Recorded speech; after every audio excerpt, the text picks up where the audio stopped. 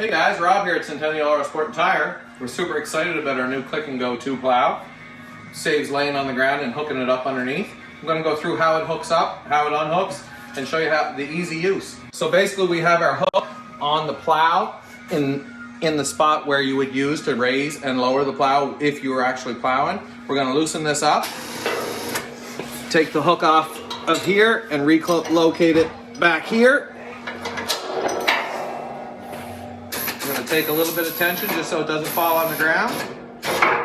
We're going to grab the easy to hold handle here. We're going to press the lever.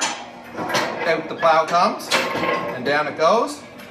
We're going to let the plow down on the pavement. And you can see here how it easily comes off. And I didn't have to lay on the ground once. To put it back on, you're going to drive your ATV in over the front of it. You're going to hook your winch cable to the hook that installs. You're going to tighten it up until the plow actually hits the bottom of the bike. Going to come back out here and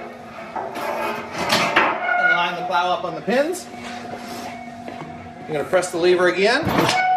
It's going to click right back on. You're going to pick it up, make sure it's engaged.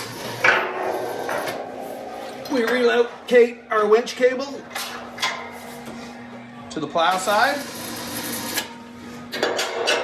And you can see the range of motion. It actually lifts quite a bit higher than most normal plows. So if you're interested in having a look, by all means, drop down to Centennial Auto Sport and Tire, and we'll show you how it works.